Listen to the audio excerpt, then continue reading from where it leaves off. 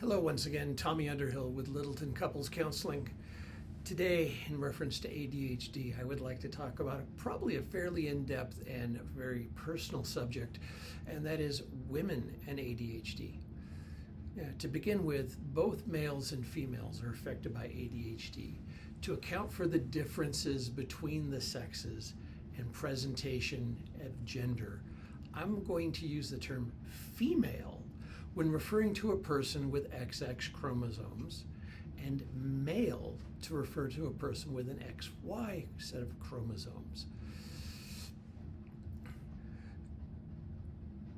This is not to put anybody outside of their comfort zone or how they wish to be identified. It's simply to make this video a little bit shorter in terms of some of the talking. And in the background there you can see Malia, one of our therapy dogs.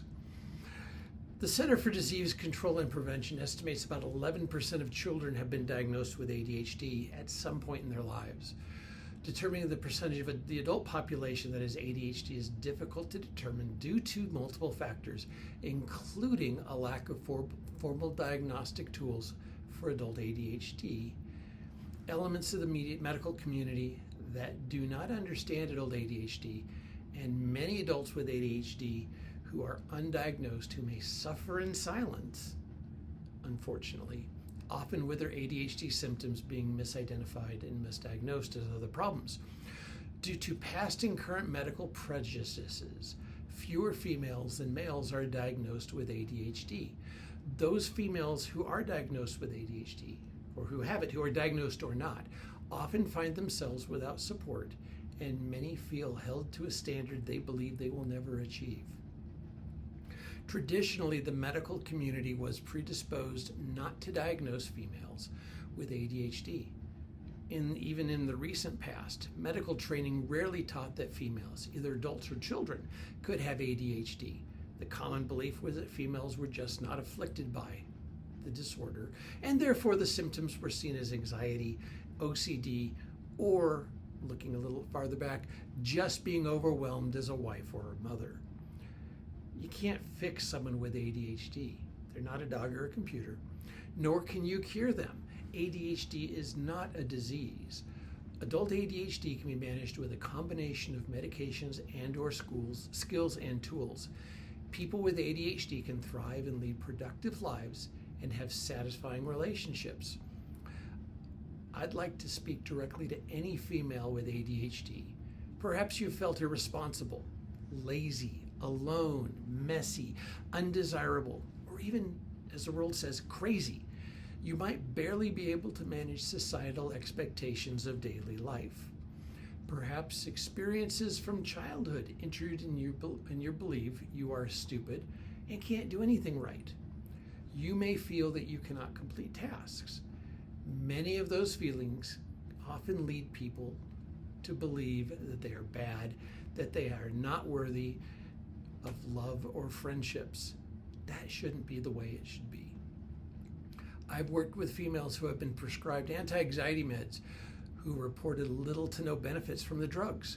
The unfortunate part of the formal ADHD diagnostic criteria in the DSM is the statement, unless better addressed by another condition. In traditional medicine, almost any other condition better addressed ADHD symptoms in females. The world expects you to conform to their unrealistic expectations from gender roles. The disorganization and out of control you experience from ADHD will often create feelings of shameful inadequacy when you compare your life against the perfect lives of your acquaintances that they show on Facebook. Remember, that's not everything going on in their lives, and there's a lot of things they don't show that might make you feel a little bit more normal if you did. There are a lot of ways to work with adult ADHD.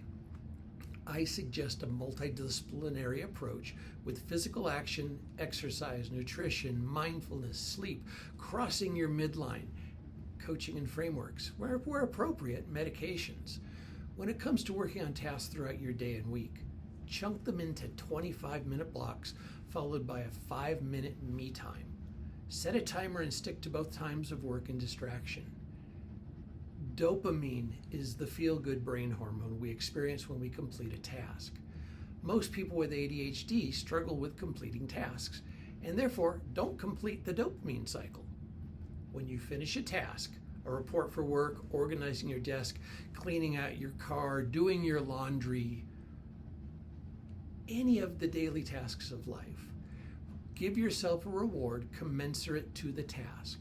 Bigger the task you complete, bigger the reward. Rewire your brain to know and believe that you can finish what you start and the rewards are worth it. I know the ADHD brain can only focus for so long, and I might have already exceeded that limit. If things work out for you with this video and you find stuff that works for you, like and subscribe. And looking forward to the future, which is the not now that you feel, we will address some of these topics and additional ADHD tips and tricks and skills in future blogs. Once again, thanks so much for coming by, and until next time, we'll see you then. Can you say bye, Malia?